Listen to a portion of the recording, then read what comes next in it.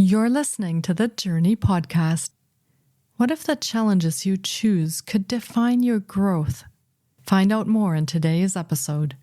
This episode contains adult subject matter and some listeners may be triggered by this content. Listener discretion is advised. Hi, I'm Petra Brunbauer, and with decades of experience with sadness, pain, anxiety, and stress, I finally figured out how to leave all that behind. And this podcast shows you how to break free permanently so you can reclaim your sanity and find the self-esteem and energy to go after the life you desire. With real talk about mental health, holistic healing, and the tough journey of coming out the other end. This is the Jōrni Podcast. Welcome to today's episode. This episode delves into the concept of choosing your tough and how our biggest challenges can be transformed into opportunities for growth. We explore how shifting our mindset can help us tackle life's obstacles with strength and resilience, turning adversity into a powerful force for positive change.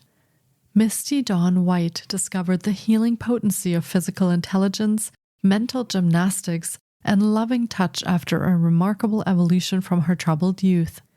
For over 2 decades, she has dedicated her life to guiding others on how to create positive change in their lives by transforming their toughest obstacles into their biggest opportunities. Misti is a gym owner, fitness and mindset coach, breakdance instructor, licensed massage therapist, and is currently writing her first book. Her comprehensive approach to healing and continuing to grow as long as we are alive has helped her attract a loyal following and build an incredibly healthy and strong community. She is now reaching a broader audience with her book From Shattered to Shredded, further supporting her commitment to sharing the journey that transformed her from a shattered girl to a resilient and shredded superhero, time and time again. Here is my interview with Misti Dawn White.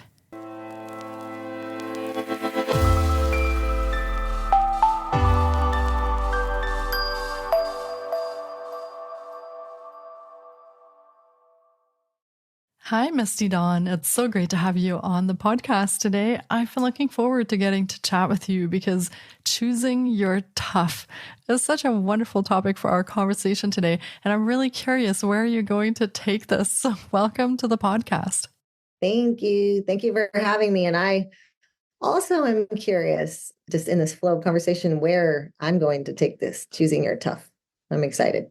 Yeah, sounds fantastic. So thank you so much for being here today. And do you want to share a little bit about your story for starters so that our listeners can get an idea of kind of where your journey started and where it is now and what it is that you do today?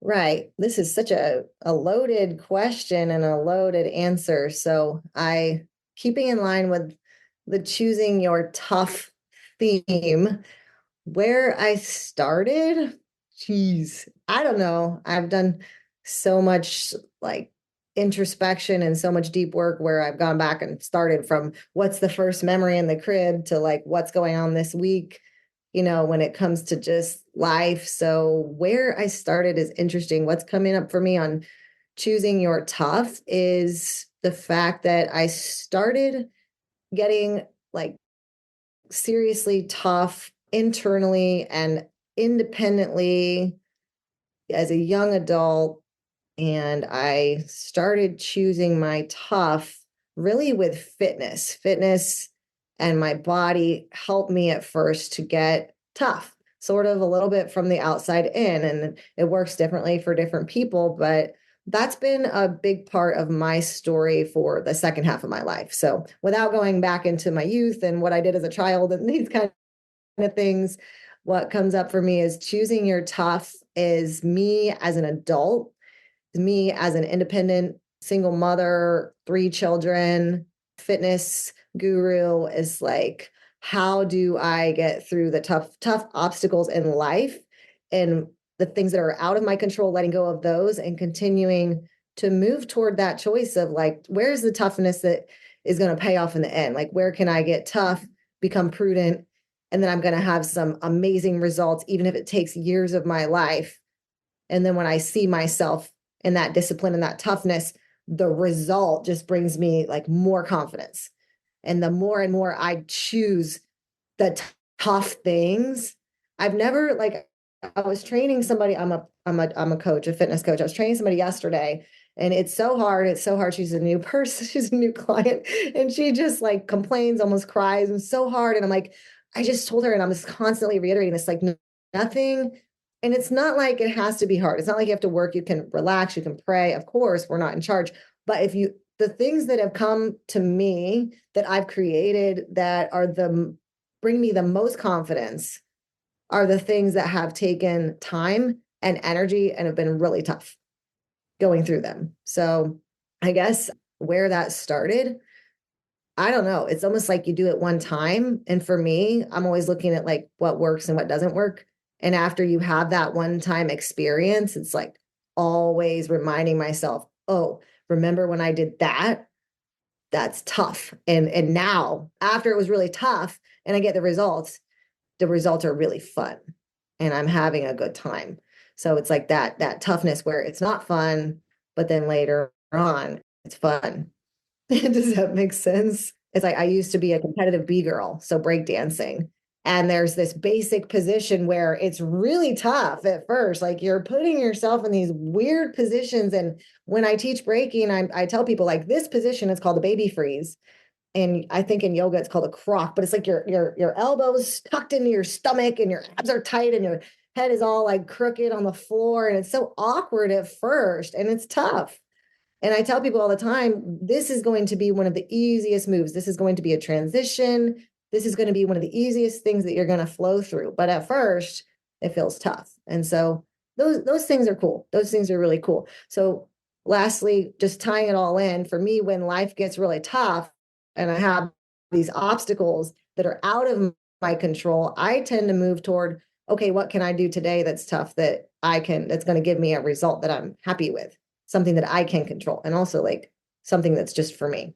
So that's what led me to that. I don't know where exactly it started, but I think it's almost like a start over and over and over again. So if we can remind ourselves of one thing that was tough that we chose to do that got us an amazing result, then we can keep finding those things that are tough that are going to help us through the day. Yeah. And that's exactly like life, right? We start over and over again because there are different things that happen every day and different things that challenge us in different kind of ways every day. So we do start over and over again every time we wake up and we experience a new day. So that's actually very much in line with kind of being present in the here and now and just experiencing what's happening.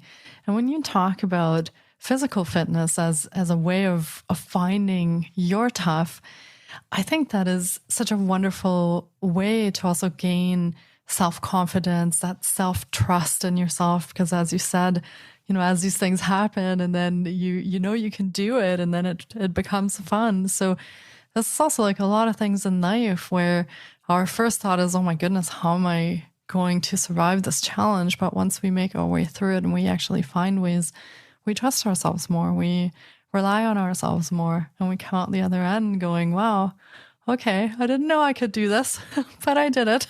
So yeah, wonderful approach. I love that. And what I'm thinking right now as an example is that I went through a divorce. I divorced after a 20-year relationship. And I am always practicing this. I think I wrote about this in my book in one part. I write so many things that everything that we go through is a mirror for ourselves.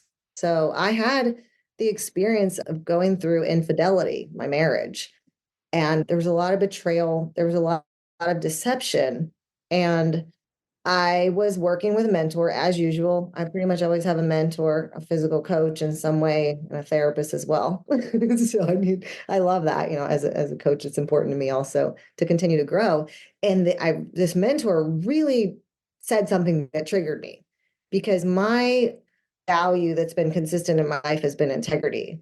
So I'm acting as if the whole world is watching, in the sense of like, if I'm talking, I could say this in front of people, like not gossiping, acting in integrity, like I'm not lying. And so my mentor had me do this exercise, which I highly recommend people doing, where I wrote down the main 5 people who have been the main important people in my life. And I wrote down at least 3 qualities that I really appreciate from them, something that I'm very grateful for. And then I wrote down 3 things that maybe don't feel as good, about their personality. And on my list of humans in my life, who my 5 people, trust came up, like not trustworthy came up a couple times. And so what she did was she took the mirror, which I knew she was going to do as I was writing it, and everything else I could relate to. But when she said, "Where aren't you trustworthy, Misty?" And I'm like, "Oh, no." You're like, I am so trustworthy. Like, I know, minus there's one thing that came to mind that I was like, okay, it's this, but it's not the same. And I'm not going to say what that is. But anyway, it took me weeks and it sat with me because I know, especially when I'm trusting someone as my guide, now it's up to me when I'm triggered to go in to my own self, to my inner being, my introspection, and figure out like what is going on. Why was I triggered by that? What is coming up for me? And I called her one day and I called my ex-husband as well. So excited. I'm like, oh my gosh. And imagine his response. I figured it out. I was trying to figure out, like I explained to him, like, I don't trust you. And why like I was trying to figure out because I'm so trustworthy and I'm so loyal sometimes to a fault. And I'm like, I don't trust myself. Like, I don't trust my intuition. Now, this is a case, I don't like self-pity or anything, but I did go 7 months of asking my ex if he was having an affair with certain people. And because I knew my intuition, I knew what was going on. So then I did the Nancy Drew thing and I go on the phone and I'm like, okay, this is what's happening. I got evidence. So boom, just to show him that I know. But why do I have to do that? Because my inner being already knows, right? So what do I do next? This is where I choose my tough. Like, that's tough. Yeah. But then I start looking at my own life and going, okay, like single mother, 3 kids, like you want to write a book. And so if I tell myself I'm going to write a book, part of what helped get me through writing my book is like, if I promise myself that I'm going to do this, then I build trust. I build trust into myself by finishing what I started. And I talk to people about this when I coach all the time. Like, you're upset that this person betrayed you. You're mad and talking about how that person's living their life. And I'm hearing it as a coach who works with people one-on-one, but yet you're going like we just had a hurricane in Florida and I had several clients and I laugh with them. Like, they go out and buy Oreos and chips and all this junk food. And then the hurricane comes and they cancel and they don't train for the next few days, but all their food is munched up and now they're sabotaging themselves. So human, like, we have a tendency to not, and you brought it up, like do things that are out of alignment with taking care of ourselves. And when we get upset with other people, but really if we go into all the promises that we're telling ourselves, that's so much work that we won't even have time to worry about what other people are choosing. It's actually pretty incredible. It's a lot of work, and I'm thankful for that mentor bringing that up, and that's really quite amazing and very high conscious. I think that you brought that up today too. So thank you. I appreciate sharing this story. Yeah, thank you for sharing that. And I find that this mirror that you talk about, that can be one of the toughest things in life.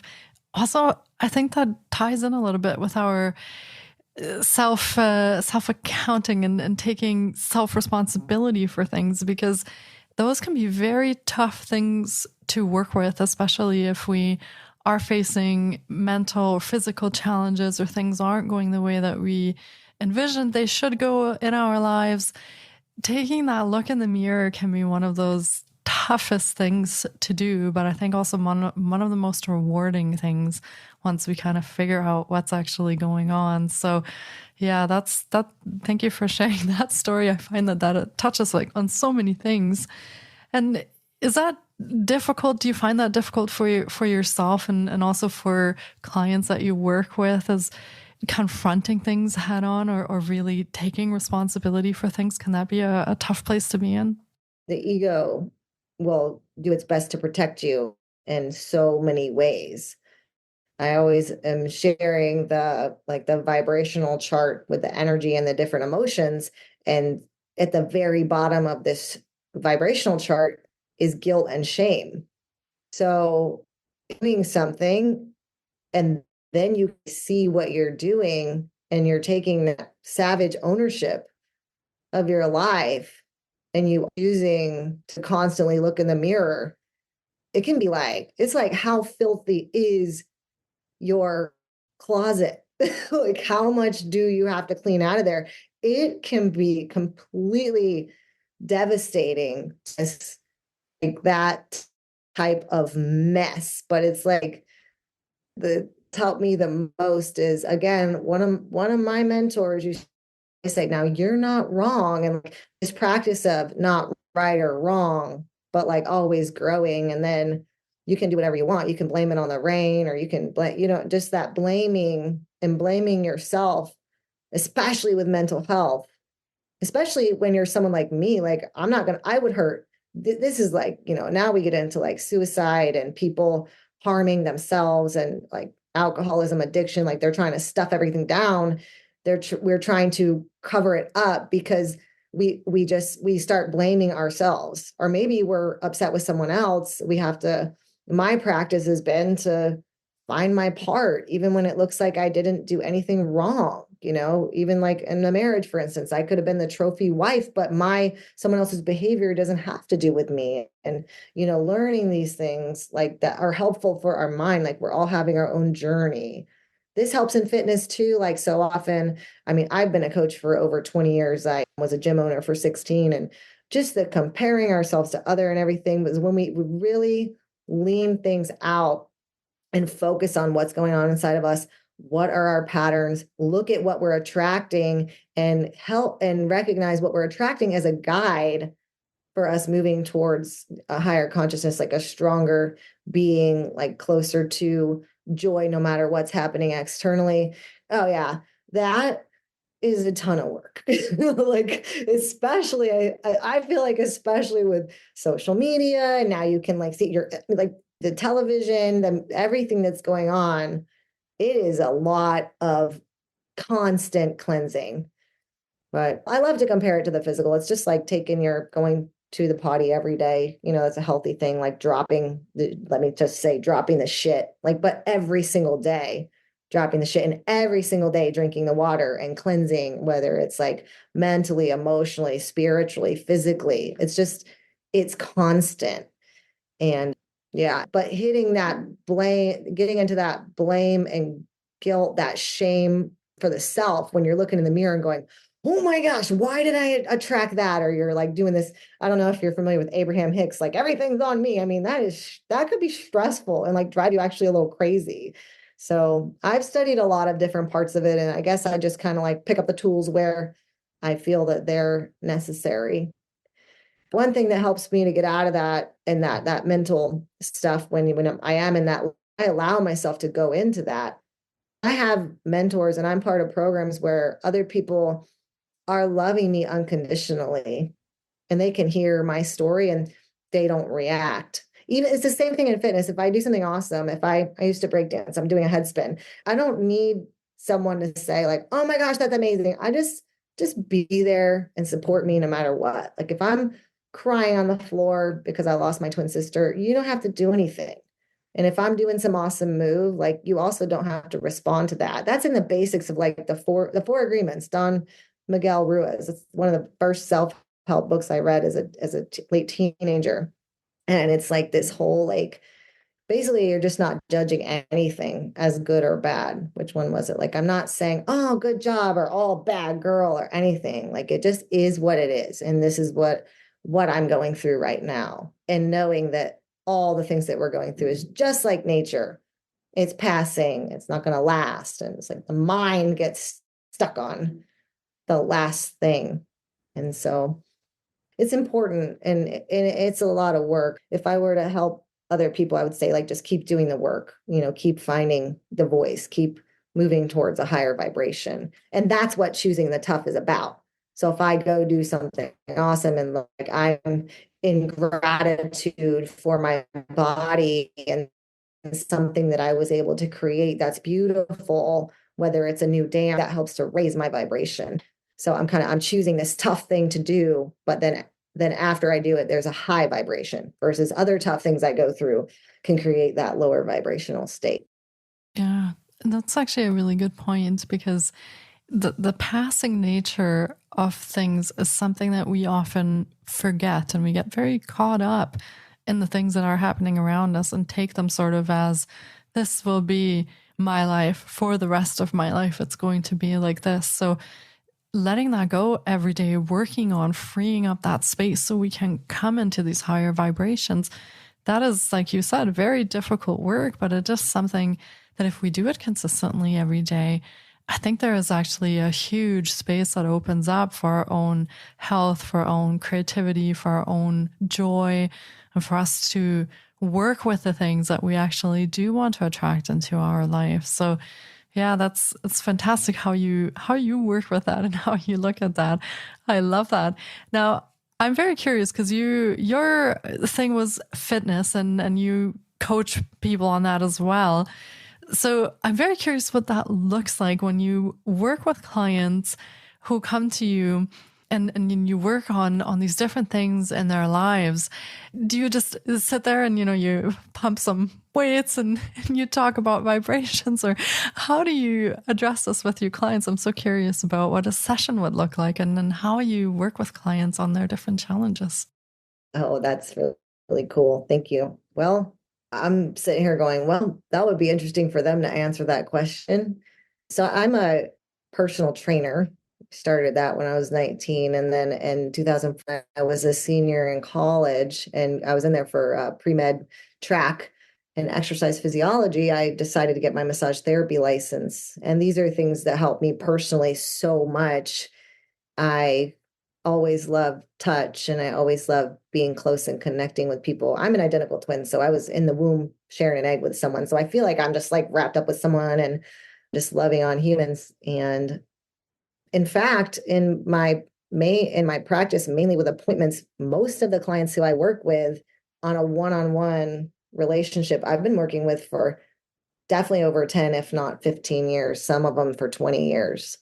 So I work with them through their life. When we're in the gym and fitness, there's a little bit being said, but we're focused on fitness. I practice autonomy. So in the gym, people are bringing in, or on the dance floor, whatever it is, like they're bringing in everything. But what we're here for is fitness. And so that is what we focus on. It's one of my biggest values is autonomy. And it's like some people might plainly call it like compartmentalizing things, like this is for now and this is for now. But that really actually works well for me in my life.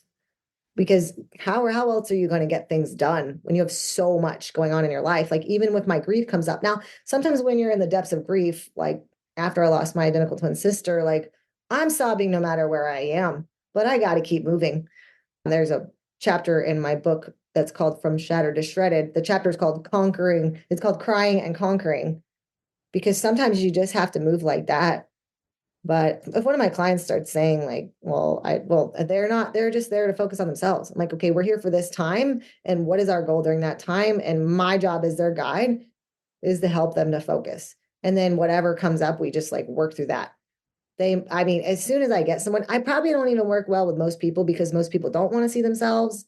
They want to sit in gossip. They want to stay in blame. If I get the vibe like there's somebody who's going to blame a coach or somebody else for their life, I'm not working with them. I don't have to. I only have so many hours to offer clients one-on-one. So, but the people I work with want to do all that work. I would say I more get into what's happening on a deeper level with massage therapy. So a lot of people I see for training, and then we'll go like an hour training and we'll go right into an hour and a half massage. And that's probably where, it's coming up all the time, but I hope I answered that question. But yeah, what does a session look like? That would be interesting for them. It's all the things, it's like what's coming up for you, or injuries. It's just me guiding them and how I've done with myself and through life. that's part of being a therapist too, is like, oh, this is hurting today. And what is that? Did something happen? Oh, your neck's hurting, but we didn't do anything with your neck. Oh, one time there was a client who, and she's a great friend of mine too. I hate to say client. She was having like a lot of neck pain. She never had neck pain before. Turns out she starts crying, and she was really having like a bad argument with her daughter for one of the first times ever. And a lot of things was going on in her throat chakra. So I just study all the things and share that I want to work through for myself. And then I share them with other people. Like that's what I do. But a lot of times people think it's not something that they can do, or I was just born like this, or I'm just some positive person who never has anything tragic happen, or I'm like, genetically just some fitness freak and it's easy. But no, I'm definitely choosing tough stuff, whether I'm working on my body deeply with massage or going into like silence and solitude when I really want to connect or escape, or going into tough things fitness wise. And I might not answer that. That's a loaded question. What does this session look like? But it looks like for a mainstream term, it's a very holistic approach, and it looks like moving toward things that feel good, and going into things that don't feel good, choosing the tough where you need to. Like one thing I do with my clients is they come in, and I a lot of them I try to have something new for them to try, and something that they're a little bit scared of. So even if it's like they hop on the rings and they flip themselves upside down with their legs above their head, it just gives them like this little dopamine hit, like this high, this rush when they do something that's like, oh, that's a little scary. Or maybe we do a little acro yoga and I'm like, hey, climb on my legs. And the other day it was just somebody who's, close to 60, and she was able to like pick me up over her shoulder, and she's single and lives in the house by herself. And that was really empowering for her.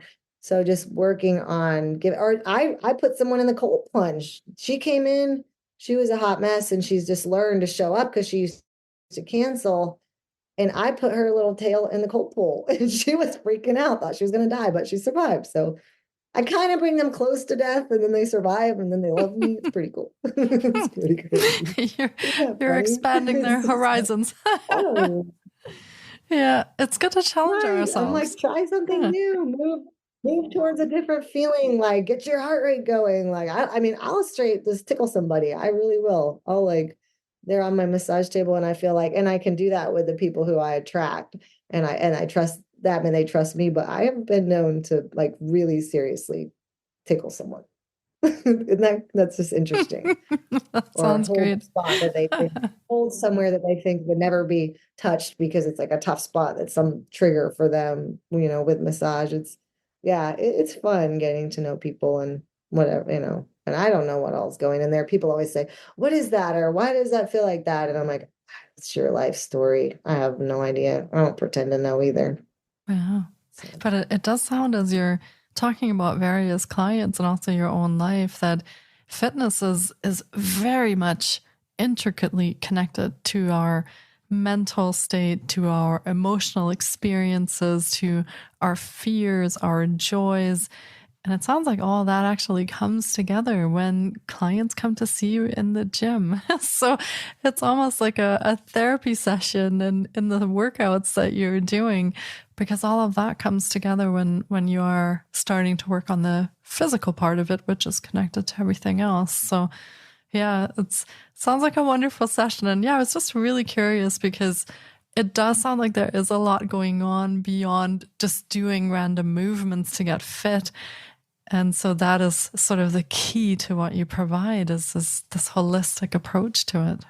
I think, after, maybe in the beginning, it's like I could say as a young coach, my early 20s, like, oh, this is the workout you need to do, or this is how you need to eat. But now it's just after over 20 years and all of the life experiences and navigating the things on my own and maintaining a very high level of fitness, there has to be that mental, emotional, spiritual aspect in order to maintain that level and truly embody like what happened from my experience embodying fitness as a lifestyle. Like it's it's something to move toward that's fun and I've never regretted it, So, and yeah, and that's part of it. Like even I taught, and somebody butted up against it the other day. They don't give, it was a coach. They're like, give your clients what they what they want. They want the workout, Misty. Just tell them the ab workout. Don't try to get them to go into this like mental or whatever. Don't make them journal. And I'm like, well, fine. Those people aren't for me. Like, I'm okay with touching a few people in their lives, because what they're asking me for is like, how did you get your legs like that? And I'm like, you want the answer? You know what I mean? It's like, oh, when I'm upset that time and I did those sprints and or I wanted to punch somebody's face, but I wore myself out so bad that I couldn't even like stand up. I don't know. Like, that's crazy, but it's actually true. Even in my book, I shared about when I started break dancing, then I had been through a really bad abusive relationship. And that was a way for me to have an outlet where I got to express my aggression and be close to men. But now that I've witnessed myself try to do these tough things to overcome the other tough things, I actively seek fitness and I actively seek movement that is looking like it's going to help me to process what I'm going through. Yeah. That's interesting. Well, I don't think that we can separate the physical from anything else. It's all interconnected. So to just say, give someone a workout, I don't think it quite works that way, because everything else is connected to that. So I definitely see your part of that. You want to work with people who want to approach this holistically. That makes a lot more sense. I feel otherwise we're missing out on a huge part of the benefits that actually come from this physical fitness, which is it rippling into all these different other parts that you mentioned, like the mental, emotional, and spiritual. Yeah. And being in the moment, like being in this present moment, fitness helps us to be, you can't be anywhere else. Like I love learning dance, and I love, one thing I really love is fighting, like, because fighting martial arts, like if somebody's bapping you in the head, like you cannot be distracted. Like you have to be in that moment. And if you're attached to the last moment where they hit you or you got them or you put your hands down because you got a good hit, like boom, you're getting knocked out. So I love those things that bring you can't focus on anything else. Like that's really cool. And you could get it from other things, like maybe someone's doing art. There's other ways that people can choose to express themselves. The fitness does help for and the other thing is nutrition. Like when I make food at home and I teach my children, like, look at all these colors, like something that can help with your mental health. If we're having anxiety or depression, is always coming back to the moment. So what are 3 to 5 things I can see right now? What are 3 to 5 things I can smell? What can I hear? There's sound healing. Oh, I can whistle. I can hear the whistle. I can tap on the wall. I can bring myself back to what's happening right now. And that's where the biggest opportunity is. And so continuing to make those choices that, like, okay, if this is one thing that I love to share, if everyone in the world was doing what I'm doing right now, or thinking what I'm thinking right now, behaving the way that I'm behaving right now, would the world be a healthier place or a better place? So whatever, put up whatever word, would the world feel better? If I'm going to feel better, if everyone was doing this, then that's like a really nice way for me to check myself. So yeah, bring it the fitness and bringing yourself to the moment, but also the other healthy things, like I said, like the nutrition. And we were talking about nature, just the way things are built now. It's wild to me. I go out and I was just thinking of it yesterday. Like I'm just going to go out in the yard and take care of the plants because they remind me of life and the changes. There's one that has, a little fungus, a little disease, and it might die. There's one that is not in the proper place because it doesn't have the right sunlight. Here's the one over here with all the competition. So it can't grow because everything is blocking its growth, and what's around it is blocking its growth. And when I'm out there in nature, it just reminds me of myself.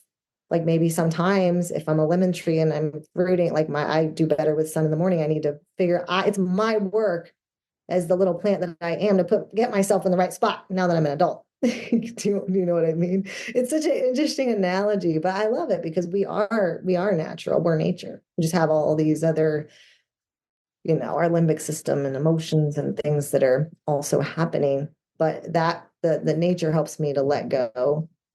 And the other thing I wanted to say about when things are happening and we are open to every day, if things are really great in a day, we can be open the next day that things might change. I have a child who's an athlete, who's going to college for running.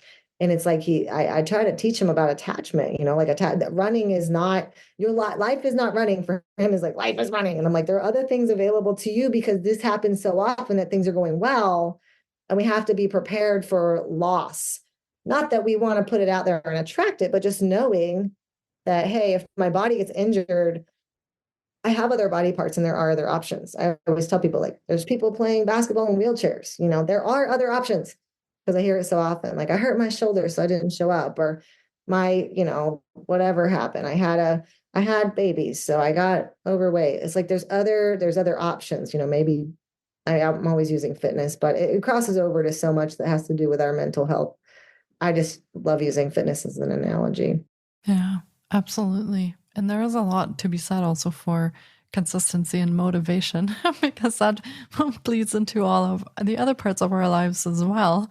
And showing up for the things that are important to our health, our life. And it's not always easy. It's much easier often to make excuses and to not do it, because that's familiar and habitual, and it takes much less effort. But of course, the benefits and results also won't be the same. So yeah, keeping That's that up. why a lot of people have, you have your coach, right? It's like yeah, I mean, I have the clients who've trained with me forever, and most of them don't train. None of them train at all on their own, but that's called self-actualization. And they figure out what works. I, surprisingly, Misty Dawn does not like to lift weights. I do not like to work out in the gym most days. And it was funny. I was supposed to train with somebody last week, and I told her, like, I really don't want to do this today. And it came up to the time at 12:30, it's time to train. And I stood there, and she's like, oh, and everybody thought, oh, Misty's not doing it. And I said, no, I don't want to do it. I do it every week. I'm not that, but I do it. I do this particular style of workout in a group because I know myself. I'm not going to, I just don't want to do it. When I was pregnant, I never wanted to exercise. So that was the most I ever trained in a group fitness setting with a coach, because I didn't want to do anything. I was sick. I felt like I was going to puke all day, but I knew, because I've been through so much life and never let go of fitness, that it was not a good idea for me to quit. And that's like that with anything in life, whether it's like you wake up and you pray or you meditate, whatever, like as life changes, we just have to change with it, and we have to like adjust and adapt. And yeah, I could like, because, you said consistency, and that's what came up for me, is just consistency is not, I have my program and it's been working for this year. There's inevitable changes as you're given the gift to wake up every day. And it's up to each of us to figure out what are the most important things and how can we adjust to achieve what we want, or to achieve what we know. And I'm not even going to say want, but we know is going to put us in the highest vibrational state, in our light and our healthiest being. Yeah, that's beautifully said. I love that. Yeah, absolutely. Now, you've touched a few times on the book that you wrote. And do you want to tell our listeners a little bit what the book is about? And maybe also, if they're curious how they can work with you, what kind of programs and services do you offer? Only in person at the gym, or do you work virtually? Or how can our listeners get in touch with you if they're curious today? Right. This has been ever changing. My book is called From Shattered to Shredded. And my book is dedicated to it's written for all the people. Like you said, how could you work with me? Like, I can't even work with everybody in this town. I'm just one person. I always tell my 3 kids, I'm like, mommy's not an octopus. I'm like, I'm not an octopus. But just knowing I'm sharing some very personal stories, some I've never shared, only with therapists and things.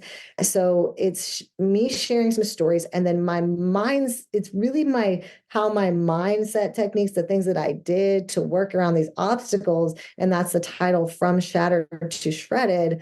And when you look at the cover design is based on the concept of the art of kintsugi, which is when the Japanese pottery, they take pottery that's broken and they put it together and make something new and beautiful. And that's really what I'm wanting to share with people. It's like, no matter where you're at in your journey, no matter what you've gone through in life, there are things that you're in control of. I basically, like with the book, I wrote down a lot of because people stop me because I have the aesthetics, like the physique that's like, it looks different. It's not normal. I'm very lean and muscular. I've been training very consistently, intensely for over 20 years. So, and they comment on my body a lot, like just random strangers. Literally yesterday I was in Publix, I got a comment. Then I took my kid to the doctor, I got a comment. And then they start telling me their life story. And a lot of the parts are the things that have held them back. And I don't ever like discount them. I just validate like, hey, yeah, that must be hard or whatever, because I don't even have time to go through this conversation. And most of the time people don't want to hear it. So now when I walk around, I'm going to make these little I have these business cards. I haven't made them yet. And I'm just going to pass them to people. And that way it's really my way of sharing and helping other people who will never have the opportunity to walk in my gym.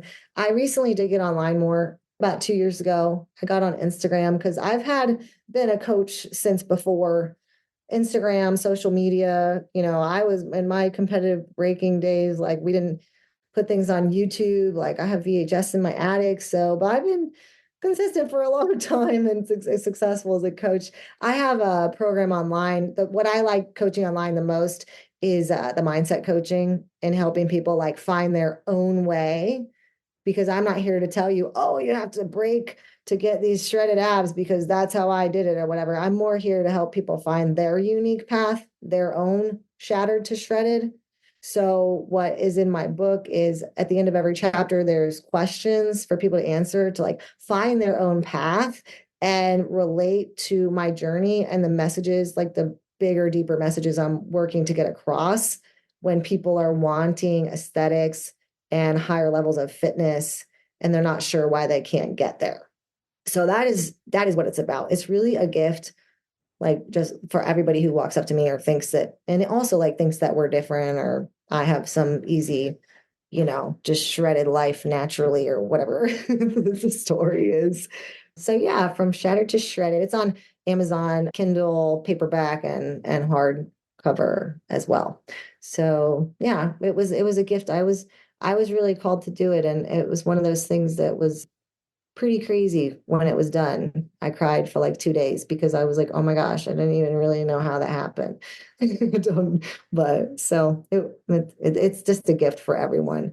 And then as far as training, I mean, right now I'm in Gainesville, Florida, and I do prefer coaching in person. I love to put my hands on people. I've tried to do more one-on-one. When I do one-on-one online and when I do groups, it's with a more advanced population, because now if I tell someone like to move their body a certain way, like they're very in tune with their body.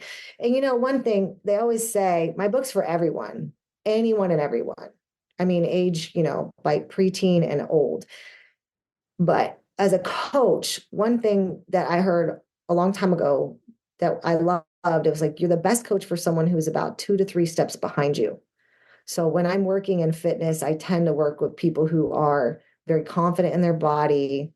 They don't have like all these like body image issues. They don't have to lose a ton of weight, because they're not going to relate to me as much. So, and those are the people I enjoy working with. So a little bit of a higher level fitness population. And when I'm working online, like I said earlier, the people I work with in person, I'm working this more like holistic.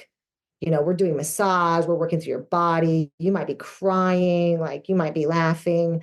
We're doing all the things. But online with fitness, it is typically some more advanced stuff. And I prefer the mindset stuff online. But I also have a website. It's mistidawntildusk.com. And I'll just, I put my stuff on there when I'm offering new programs. So been trying new things online and trying new things to help people more, because there's so much noise out there. It really is. It really is a lot, especially with coaching online. Ugh. Yeah, I hear you on that. So thank you for sharing that. And of course, we will be linking to all of Misti Dawn's offerings in the show notes as well. So be sure to check there for the link on her book and the link. If you are in her area in Florida, then you can obviously go to the gym and connect with her there. And you can check her website for the online programs. We'll link up with that as well. So lots of different options to get in touch and to benefit from this immense knowledge, experience, and wisdom that you have that you're sharing with your clients. So if you feel inspired by this episode and you'd like to connect with Misti Dawn, then definitely make sure you do. And let us know if you end up working with her or you end up purchasing her book and reading that. Let us know what your experience has been like. We always love to hear back from our listeners. Find us on Instagram and send us a message and let us know how that worked out for you, because I'm curious to see the magic that happens when our listeners connect up with our guests. There's always amazing things that happen. So definitely reach out and let us know. And this has been another incredible episode, and I really hope our listeners have enjoyed our journey into choosing your tough as much as I have. We've talked about so many valuable things in the past half hour, and I've so thoroughly enjoyed having you as a guest today, Misti Dawn. Thank you so much for bringing this wisdom that you have gathered over your own journey and your own experiences and sharing that with our listeners. I truly appreciate you being here today. Thank you so much. Thank you. It was so fun. I always love sharing the journey, and I'm so excited to help people with that book. And I just know that this energy that I have is available for the whole world. And I just want to encourage people, to tap into what they see and what they're inspired by, and just know that when we feel inspired, it's already inside of us. So it's already there. Thank you for having me. I really enjoyed it. Yeah, thank you so much. Thank you for those beautiful words. And definitely that's something we leave our listeners with, is whatever is there is already inside of you, and you can tap into that and you can actually access that anytime that you want or need. So keep that in mind. And thank you so much for everything that we talked about today, Misti Dawn, and take care. Okay, thank you. Thank you so much for taking time out of your day to listen in. If you enjoy the Jōrni Podcast, please support us by subscribing, sharing on social media, and leaving us a review. We appreciate you. And you can find more of The Jōrni on Facebook, Instagram, TikTok, and our website, thejorni.com. Sending you love and courage, and see you next time.